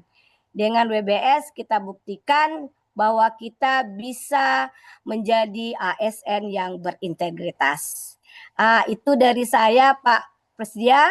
Apabila nanti di forum diskusi nanti bisa saya dan Pak Setio juga nanti, dan juga ada yang lainnya, apabila ada pengalaman terkait pengaduan WBS di lingkungannya. Kalau sedikit cerita, di Kabupaten Kampar memang untuk WBS kami lagi menyusun, ada 2 OPD yang akan kami siapkan untuk menerapkan WBS di lingkungan pemerintah Kabupaten Kampar. Tapi kalau dari lingkup APH itu sudah ada, dari Kejaksaan itu sudah menerapkan WBS. Tetapi Inspektorat Kabupaten Kampar sendiri itu juga menerima beberapa pengaduan, baik itu melalui span lapor maupun dari pengaduan yang bersifat melalui Gmail dan langsung datang ke Inspektorat Kabupaten Kampar.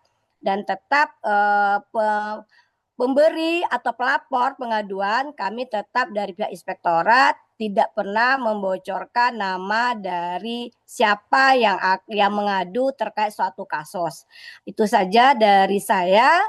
Dan saya mohon maaf apabila ya ada ucapan saya yang kurang berkenan, dan nanti saya juga perlu tambahan dari Pak Setio, seperti apa WBS yang pernah ditangani oleh Pak Setio sendiri. Dan lebih kurang saya mohon maaf. Assalamualaikum warahmatullahi wabarakatuh. Waalaikumsalam warahmatullahi wabarakatuh. Terima kasih Bu Hayu atas paparannya, pemantik diskusi kita pada pagi hari ini. Untuk merecall kembali apa yang disampaikan oleh Pak Sastra tadi, mengawali sesi diskusi kita, saya ingin menyampaikan bahwa nilai moral sebagai konsensi kolektif masyarakat kan, yang akan menjadi batas cut off bagaimana kita berperilaku, bagaimana kita bertindak sebagai bagian dari society. Sayangnya, nilai indeks perilaku anti korupsi kita atau IPAK yang BPS yang mengumpulkannya itu mengalami penurunan 2 tahun berturut-turut. Indeks perilaku anti korupsi tahun 2024 mengalami penurunan sebesar 0,07 poin dibandingkan IPAK tahun 2023. Capaian IPAK berada 0,29 poin di bawah target RPJMN tahun 2024. Jadi kalau kita lihat dari sisi indeks dimensi persepsi mengalami penurunan 0,06 poin dibandingkan tahun 2023. Hal ini menunjukkan bahwa semakin sedikit masyarakat yang menganggap kebiasaan perilaku korupsi sebagai sesuatu yang tidak wajar. Dalam arti lain, masyarakat kita semakin mewajarkan, semakin Ya, permisif terhadap perilaku-perilaku korupsi. Yang kedua, dari indeks dimensi pengalaman mengalami penurunan 0,07 poin dibandingkan tahun 2023. Hal ini menunjukkan masyarakat yang mengalami pengalaman terkait petty corruption semakin meningkat. ya, siap. Ini rapotnya, ini merupakan kerja kolektif, tidak BPS hanya juru potret menampilkan data fakta apa adanya. Mari kita diskusikan bagaimana Ya. langkah ke depan kebaiknya. Selanjutnya kita lanjutkan ke sesi diskusi. Kami silakan kepada para partisipan yang ingin bertanya untuk mengangkat tangan secara virtual melalui reaksi resen. Silakan. Mungkin sambil menunggu pertanyaan dari para peserta, saya ada sedikit pertanyaan nih Bang untuk Bang Sastyo dan Ibu Hayu. Eh, yang pertama mungkin terkait ini ya, terkait dengan layanan publik. Iya, Ada satu kesamaan antara inovasi dan korupsi, yaitu sama-sama melakukan disrupsi atau perubahan radikal terhadap kondisi yang terjadi. Sebenarnya dia hanya menjawab celah atau gap antara kebutuhan dan ketersediaan sumber daya. Contohnya ya, layanan biaya tambahan untuk percepatan paspor di Dirjen Imigrasi. Kita bayar 1 juta, kita bisa dapat paspor di hari yang sama. Tapi ini bukan menjadi kasus iya, hukum. Kemudian ada juga haji furoda. Kita bayar 10 kali lipat dari haji reguler. Ini menjadi sedang dalam penyidikan kasus hukum. Ini inovasi layanan publik atau bukan sih sebenarnya gitu. Haji furoda. Kemudian ada digitalisasi pendidikan dan pengadaan infrastruktur penunjangnya. Saat ini juga sedang didalami penyidikan. Saya kurang tahu sudah naik ke penyelidikan atau masih di penyelidikan atau sudah penyidikan yang menjerat mantan Menteri Pendidikan ya. iya. Nah, salah satunya juga BPS itu senantiasa menyempurnakan metodologi penyusunan PDP, Bapak dan Ibu. Dengan melibatkan sumber data yang selama ini sulit diakses, kita melibatkan kementerian terkait untuk mendapatkan data tambahan dari KEK dan sebagainya. Tapi itu malah dianggap mempermainkan data, padahal itu bentuk penyempurnaan metodologi. Selama ini BPS itu sudah menggunakan standar United Nations juga. Bahkan jauh sebelum Selios lapor ke PBB itu BPS sudah rutin melaporkan datanya dan direview oleh UN. Kita bisa ini dengan mudah menemukan data-data BPS di website United Nations hasil dari reviewnya. Secara berkala sudah diperiksa. Nah, gimana sih Bang atau Ibu sebenarnya agar inovasi-inovasi yang mungkin sebenarnya merupakan jawaban dari gap antara kebutuhan dan ketersediaan sumber daya yang terbatas ini tidak berujung menjadi kasus hukum gitu.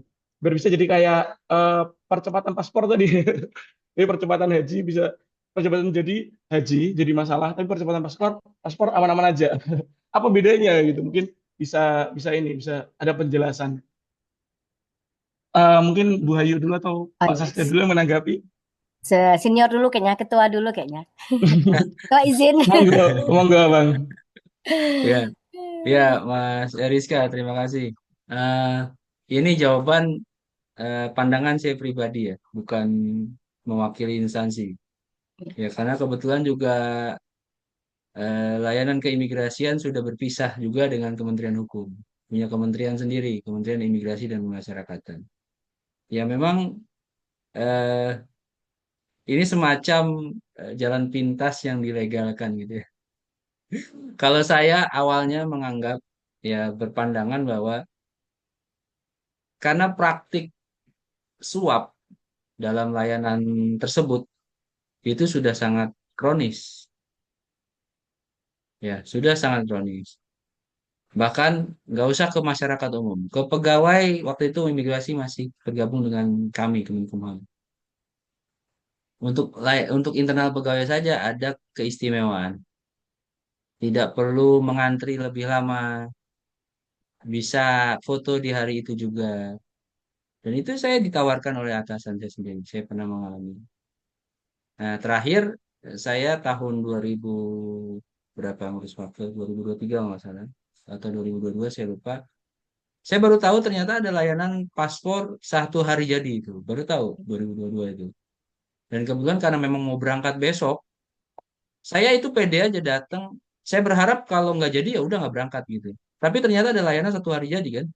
Ya udah saya bayar itu 1 hari jadi. Cuman saya tutup semua atribut saya. Pakai jaket tutup gitu. Saya nggak mau saya dikenal sebagai orang Kementerian Hukum dan HAM pada saat itu, sehingga saya dapat pengistimewaan. Terus saya masuk ke loketnya, ternyata disuruh buka jaketnya. Suruh buka dan malah petugasnya yang malu gitu. Wah, ternyata orang Kumham gitu. Kok nggak? Ya mungkin dia bertanya dalam gitu, kok nggak lewat jalur yang mana ya gitu kan? Gitu ya. Enggak lah, saya sini aja gitu. Ini aja udah menurut saya udah diskriminasi karena 1 juta sehari kelar gitu kan. Tapi karena emang saya harus berangkat mendadak gitu ya udahlah saya urus. Pandangan pribadi saya kebijakan itu diambil oleh pimpinan di instansi tersebut karena memang praktiknya sudah sangat kronis ya. Praktik suapnya sudah sangat kronis, sudah entah bagaimana harus memerantasnya. Akhirnya pakai pendekatan ya udah kalau mau yang jalur cepat langsung aja bayarnya lebih mahal sehingga tidak ada lagi ruang untuk dalam tanda kutip calo untuk menjanjikan oh ini ada yang lebih cepat. Jadi targetnya adalah memberantas caloknya dulu, Mas. Ya ini husnuzonnya ya. Husnuzonnya untuk memberantas calo. Tapi sebenarnya jadi kita berpikir loh, kalau gitu sebenarnya ini bisa sehari jadi dong semua gitu. Ya nggak? Jadi Harusnya karena hal itu tidak tercapai, dibuat secara bertahap gitu Bang ya, dengan cara yang sederhana. betul, Mungkin jalan itu betul. dibiarkan, tapi kita legalisasi agar jadi PNBP. Betul. Jadi oke lah itu apa namanya seolah-olah diskriminasinya masih ada, tapi uangnya nggak masuk ke calo, uangnya masuk ke negara. Kan satu Ya, jutanya jadi tapi masuk ke ya kas negara. yang Tapi nanti sebenarnya akan ada secara PR lain. bertahap. Iya, ada PR lain yang sebenarnya harus juga dibenerin gitu. Iya. Yaitu proses layanannya ya, servicesnya itu ini aja 1 juta bisa jadi loh. Sebenarnya 1 juta itu kan bukan ongkos produksinya, ya nggak? Heeh. Ongkos Ya produksinya di mungkin luar dua ratus di lima puluh luar ribu biaya lima seperti yang ratus ribu tetap Iya. tetap iya, dibayarkan. iya 1 juta itu 750 ribunya itu bonus loh ke negara loh, Iya, gitu biaya kan ya. jalur. Eh, Sebenarnya 250 ribu Oke. bisa cukup, bisa cepet gitu lah. Hmm. Terus apa yang menyulitkan instansi tersebut untuk melayani lebih cepat? Berarti kan ada Baik, baik. PR di sistemnya yang harus Ya. diperbaiki. Berarti Seperti ini itu adalah sih. jawaban dari masalah meskipun mungkin belum ke akar masalahnya gitu Bang ya. Betul, belum Baik, baik, menyeluruh. baik. Terus tadi Siap, satu siap. lagi yang mengenai BPS. Saya sorry ya kalau saya tadi tempat saya singgung. Ya saya paham, saya yakin teman-teman BPS sudah melakukan yang terbaik. Seperti itu ya. Tapi nyatanya media ini, netizen ini kan emang mulutnya kadang nggak bisa dibendung ya. Iya. Gitu ya. Saya aja nggak berani kalau misal misal saya termasuk yang kritis juga bahkan kepada instansi saya sendiri. Bapak Ibu bisa lihat di Kompasiana saya kalau saya nulis itu kadang mengkritik ya kementerian saya sendiri. Tapi yang saya tulis yang saya tahu. Eh, saya di Yang saya BPS tulis juga yang ada saya tahu. Bang Kompasianer Kompas. namanya Tohrian Wijanwardi. Dia sering Oh nulis iya boleh kontrapopuli nanti di nanti Kompasiana. saya Iya. follow ya Kebetulan chess Bang championnya Rian. BPS Provinsi Jawa Timur. Oh Iya, siap. bisa Nanti saya dimakmur follow, gitu. saya follow. Baik, Jadi makasih Bang Sastya. Mm-mm. ya sama-sama. Ya, jadi maksud saya tadi adalah mungkin tata kelola pemerintahan kita itu harus memang lebih terbuka lagi, Mas. Ya, saya istilahnya lupa ya. Jadi kayak eh, bukan lagi pemerintah tuh bertindak seolah-olah sendiri gitu mengelola negara ini, tapi harus melibatkan masyarakat. Benar. Ya, seperti contohnya ya kalau di dalam pengadaan, pengadaan itu kan yang tadi saya bilang rentan terhadap korupsi, maka itu pemerintah saat ini sudah membuka akses terhadap data-data pengadaan seluruh Indonesia.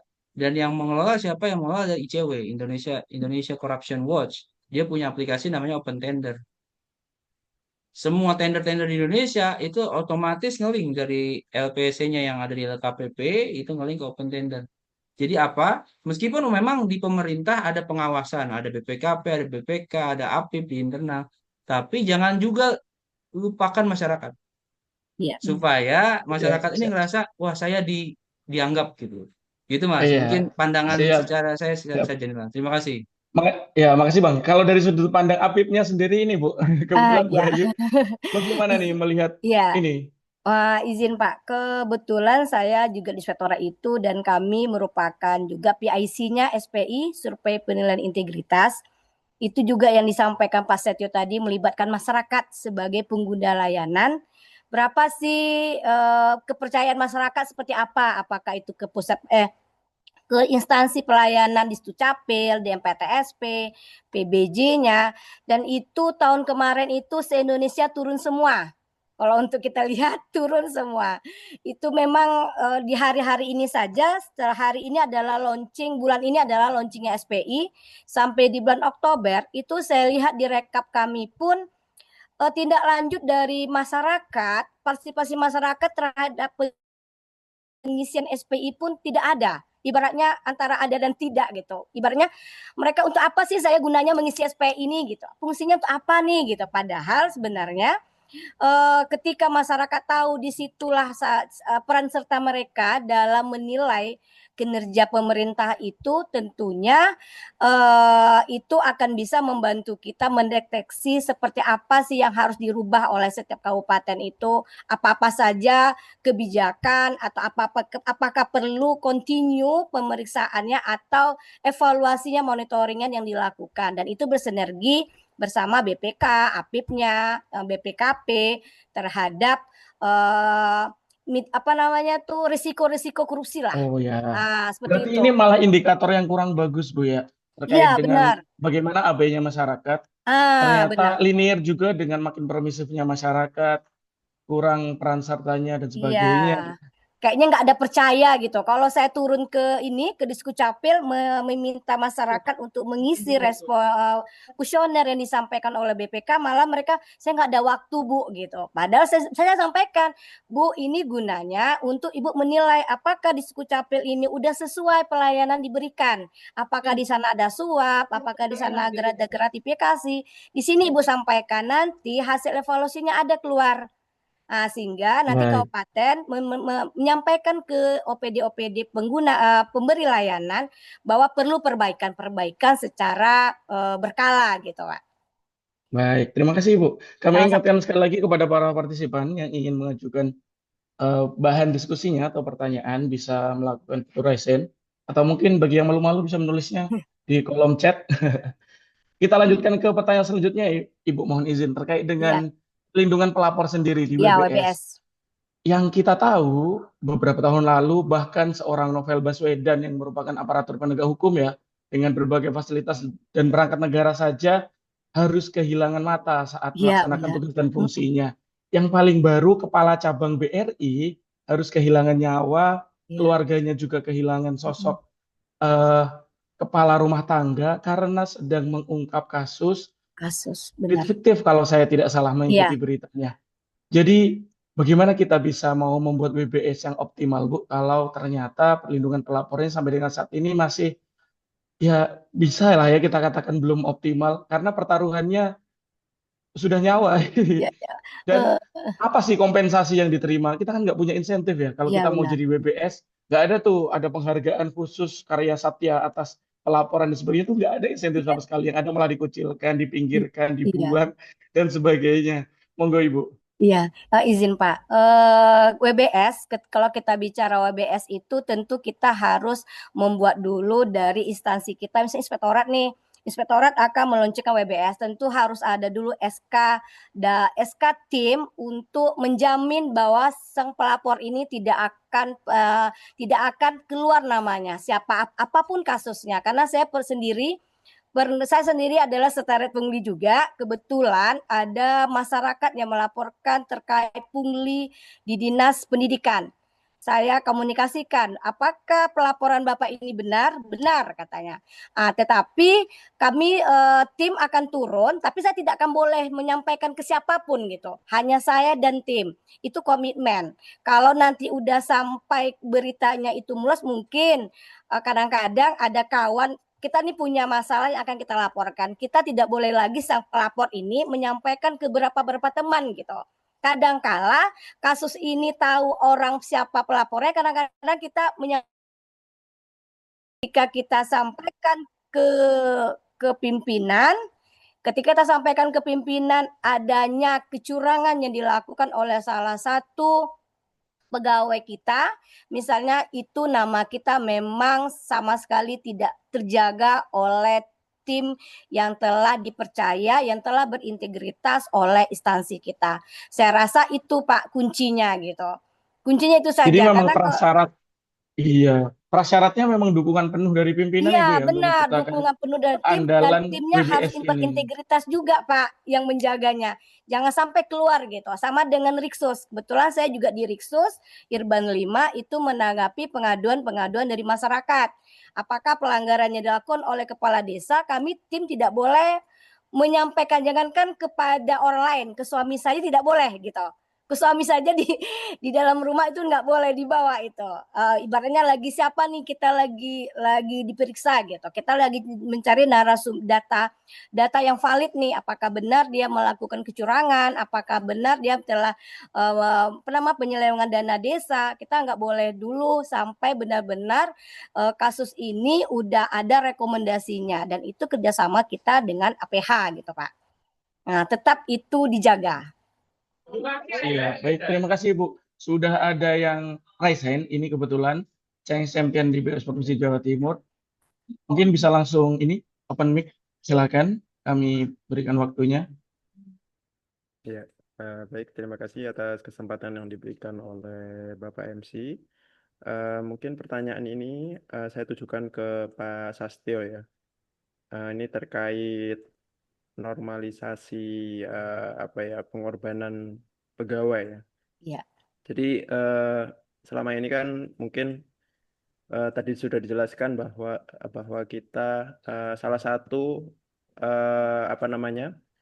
upaya untuk mencegah perilaku korupsi adalah dengan tidak memanfaatkan barang kantor atau waktu di jam kerja untuk keperluan pribadi. Nah, bagaimana ketika seorang pegawai itu misalkan menggunakan aset pribadi untuk pekerjaan atau bekerja di luar jam kerja, mungkin jam tidurnya dikorbankan untuk bekerja sampai pagi misalkan, dan itu sekarang kan sudah ini ya, maksudnya dinormalisasi ya.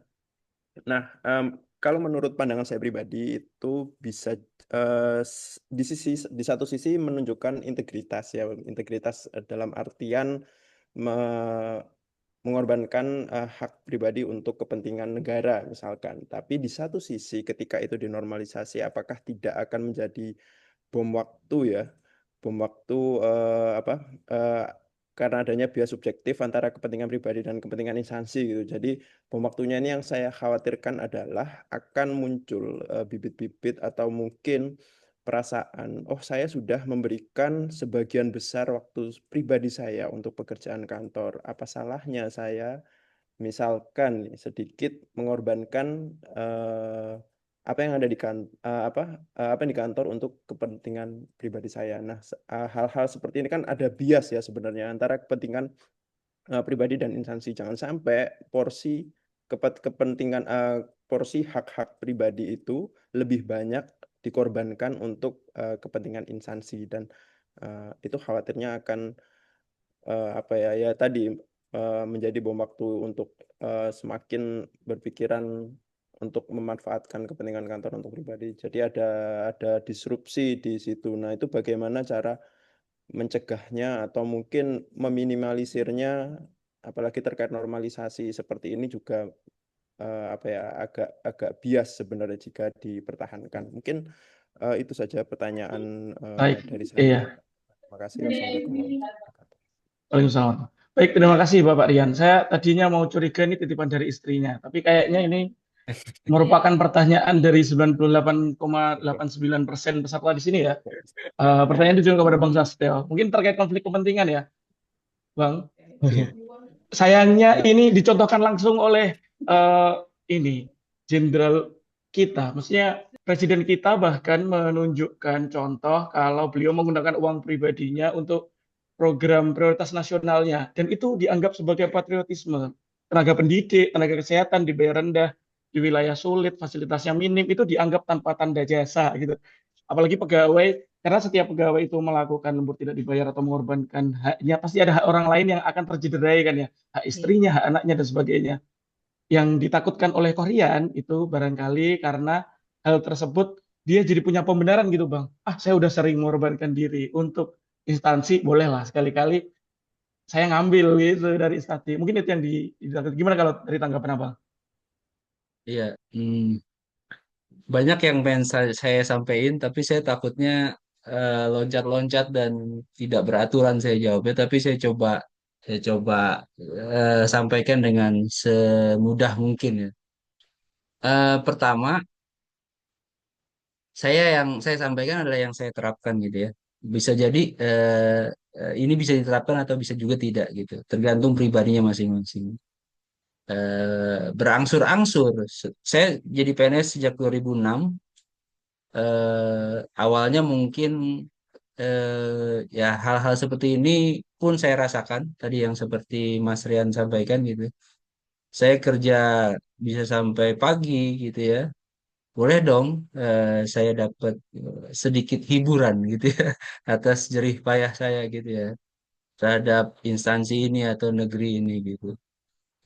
Sampai akhirnya itu berangsur-angsur hilang. Ketika kita sendiri waktu masih single gitu kan memang otomatis waktu relatif lebih banyak untuk ya kita untuk kerjaan. Tapi sebenarnya kita jarang-jarang sekali sadar gitu bahwa sebenarnya meskipun kita belum berkeluarga tapi mungkin ada orang tua, ada keluarga lain yang juga butuh hak kita gitu. Nah, saya disadarkan itu adalah ketika setelah berkeluarga ya bahwa ternyata ya di jam kerja memang kita pegawai, kita ASN, tapi di jam-jam yang lain gitu ya, ya kita punya tugas yang lain. Dan sayangnya kita jarang ada yang sadar di sepanjang waktu setiap hari baik kita sedang terjaga atau sedang tidur, kita ini hambanya Tuhan gitu. Ya, jadi sepanjang waktu sebenarnya kita juga bertugas sebagai hamba sedang beribadah gitu. Nah, itu yang jarang kita ketahui. Maka itu ya bersyukur dengan saya dinasihati istri, kamu harus bisa bagi waktu. Tapi bukan mungkin istri saya menyampaikan waktu soal waktu kerja dan waktu di rumah, tapi sebenarnya di sisi lain Tuhan mau melalui istri saya bilang setiap waktumu adalah ibadah. Ada ibadah yang sifatnya denganku langsung dengan Tuhan, tapi ada juga yang dengan manusia, dengan berinteraksi. Ya manusia itu banyak ya dengan atasan, dengan rekan kerja, dengan keluarga. Semuanya ibadah dan semua harus kamu bagi dengan baik gitu waktunya. Gitu. Jadi sebenarnya kalau masalah lembur, masalah kerja overtime, itu tergantung di kitanya sih. Ya kalau jam kerjanya sudah selesai ya sudah selesai. Selesai saja sudah. Karena kita punya tugas yang lain sebenarnya. Jadi jangan merasa diri ini eh kalau ini nggak kita kerjain negara ini besok hancur gitu. Jangan merasa lebih penting dari yang lain gitu. Ya sudah selesai saja karena itu batas maksimalmu gitu kecuali memang ya kan tentu tidak setiap hari kalau memang lembur seperti apa gitu ya hal yang memang harus ditunggu deadline-nya besok ya sudah lakukan tapi itu juga bukan pembenaran untuk mendapatkan perlakuan yang istimewa atau kita merasa kita pantas mendapat perlakuan istimewa. Hal lain yang saya dapatkan setelah 20 tahun lebih bekerja adalah ASN ini, kita, kalau negara nggak bisa gaji, kita tetap harus kerja kan? Ya. Betul nggak? Pada prinsipnya berarti mungkin titik kritisnya adalah apa yang bisa kita kontrol, Bang ya. Karena Iya, pertama kita perilaku kontrol kita dulu. itu menjadi karakteristik pribadi, sehingga itu yang kita latih secara pribadi gitu ya. Iya, latih aja. Dan semoga bisa menjadi karakter kolektif. Ya. Nah, saya juga pengen sampaikan ini sebenarnya. Saya ujung-ujungnya memang balik lagi ke pendekatan religius ya. Kalau kita luangkan banyak waktu untuk Tuhan, Tuhan akan mudahkan segala urusan kita. Kerjaan kita tuh kerasa sulit, kerasa lama, kerasa harus lembur. Karena mungkin bisa jadi waktu kita untuk yang di atas itu sedikit. Ya, benar. Coba deh, koreksi diri sendiri. Oke. Introspeksi. Ya Iya, nggak? iya. Benar tuh, Bang. Ya, itu mungkin itu dulu dari saya. Jadi pada Mungkin prinsipnya Master, semuanya cukup secara ideal, Bang ya. iya. Coba Master apa? Mas. Siap, Ayu, Master. Ibu Ayu mau mungkin nambahin? ingin. Silakan. Iya. Ya. Ini pengalaman pribadi juga nih yang disampaikan Master Ketua tadi, bahwa pekerjaan kita ini memang kalau di instansi itu, Master, kalau dia mau saja itu kayaknya yang lain itu berpegangan sama yang mau gitu ya. Dia mau nih kayaknya menyelesaikan, ya kita kasih saja, seperti itu yang saya alami. Tetapi yang seperti yang disampaikan Mas Studio tadi, kita mapping apakah deadline pekerjaannya memang diharuskan pimpinan memintanya besok pagi itu yang harus kita lembur, atau tugas itu masih dalam jangka waktu yang masih bisa dikasih kita kesempatan untuk menyelesaikan, apakah itu 2 hari atau 3 hari, yang tidak akan membuat kita jadi lembur. Tetapi kalau memang dia besoknya deadline, saya sendiri pribadi saya memang sering lembur, Master, karena ya keuangan satu yang saya pegang, satu lagi pemeriksaan. Nah, tapi saya anggap ya Master tadi ya kembali lagi ke pribadi kita, senyamannya kita.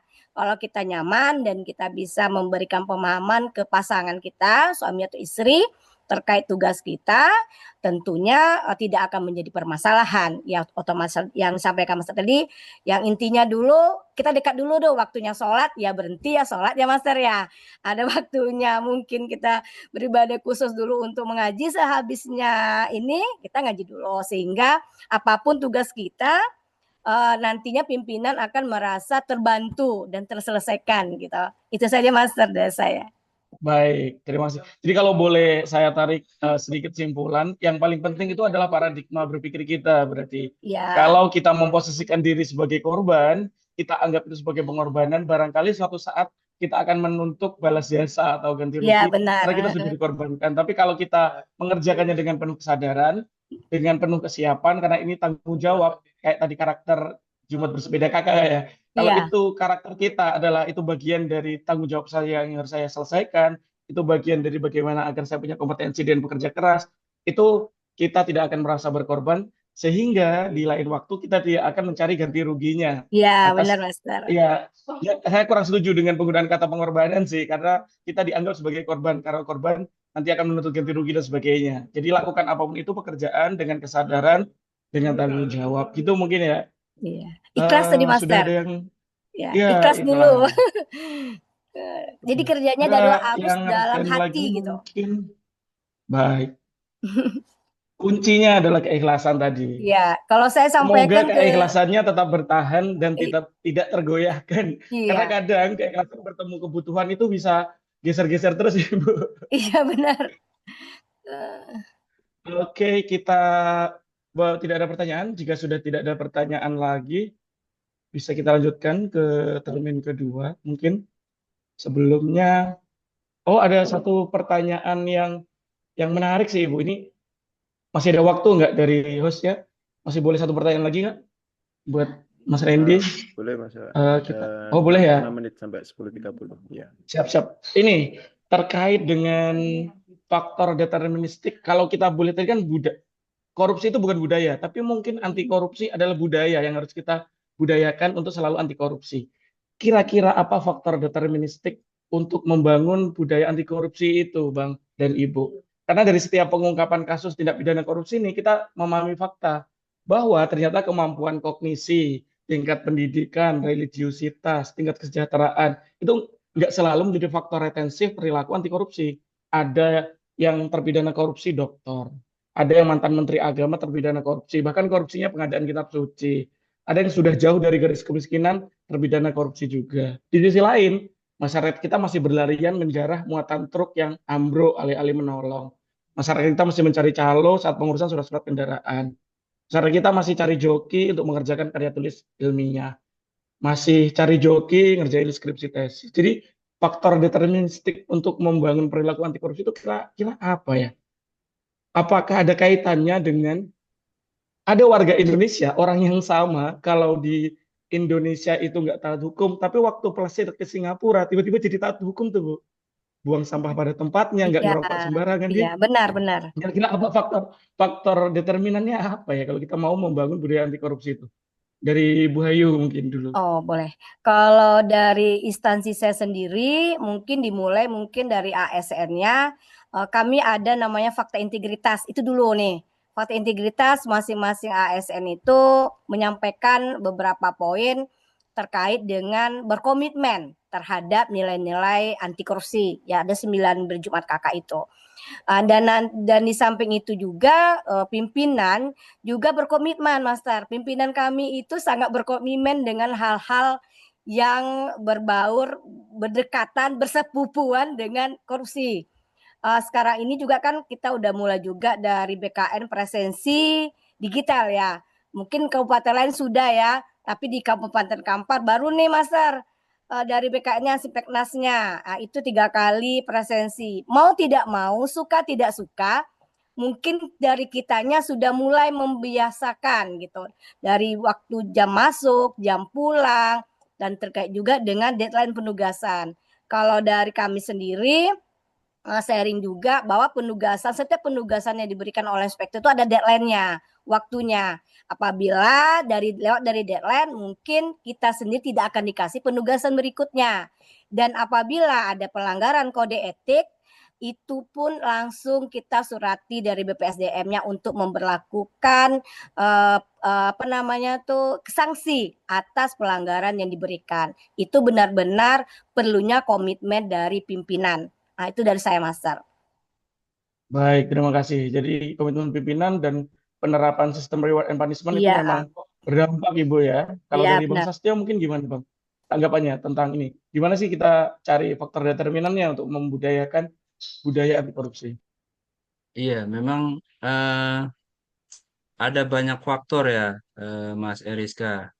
Kalau mengutip dari modul pendidikan anti korupsi, ya, ada 3 dimensi. Yang pertama karakter, yang Iya. kedua ekosistem, yang ketiga tata kelola. Kalau karakter itu lebih ke diri kita sendiri, integritas tadi.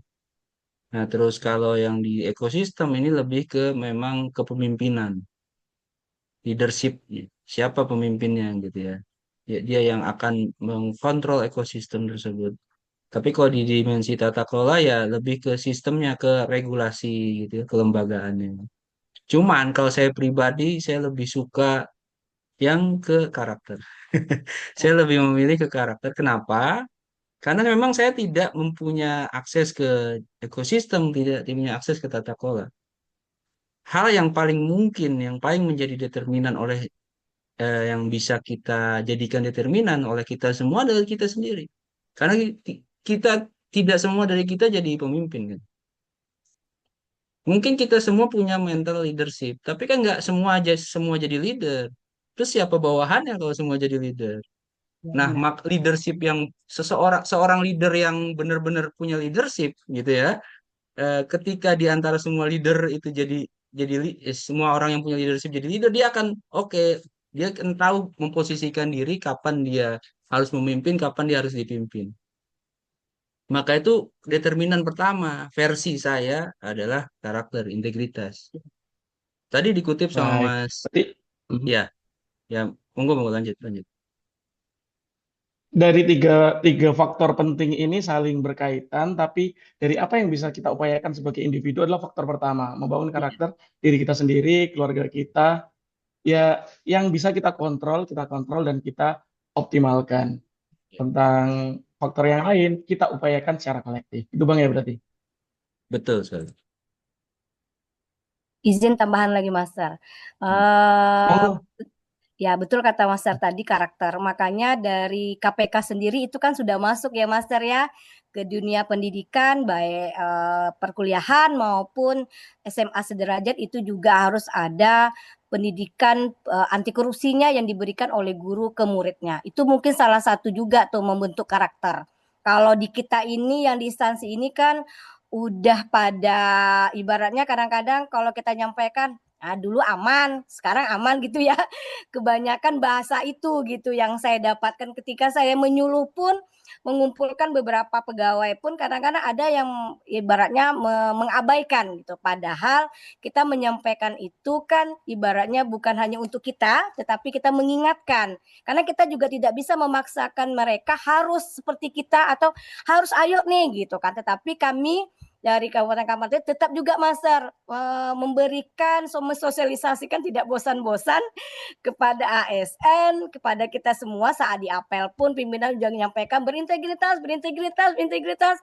Tetapi kadang-kadang ada juga nih yang 1-2 orang yang nganggap ya aman yo gitu kan, aman nih selagi nggak ketahuan atau selagi itulah gunanya WBS tadi. Ketika kita mulai WBS itu ada komitmen pimpinan dan masing-masing orang di lingkungan kerja kita peduli yang kata Mas sudah harus peduli apapun pelanggaran yang ada dia langsung membelalakkan matanya melaporkan kepada pimpinannya bahwa ada nih pelanggaran si A gitu kan melakukan ini karena kami pun sendiri Master ada ASN kami juga melakukan pelanggaran kode etik itu kami dapatkan dari orang luar menyampaikan ke kami si A saat begini gitu.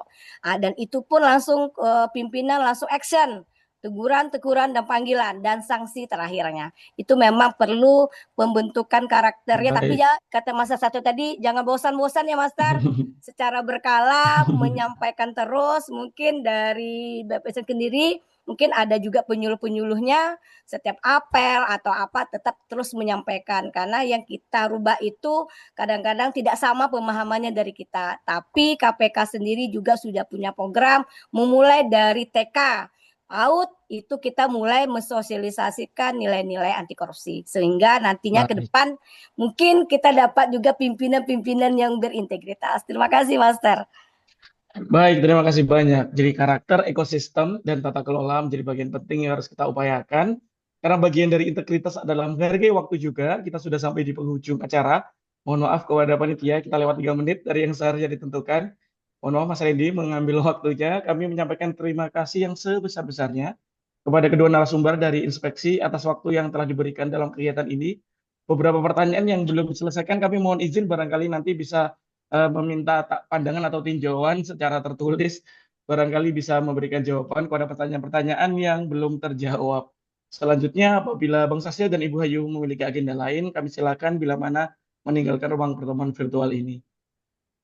Terima kasih banyak sekali lagi. Terima kasih. Baik, terima kasih Mas Eriska. Terima kasih rekan-rekan semua izin. Terima kasih, mohon izin Bapak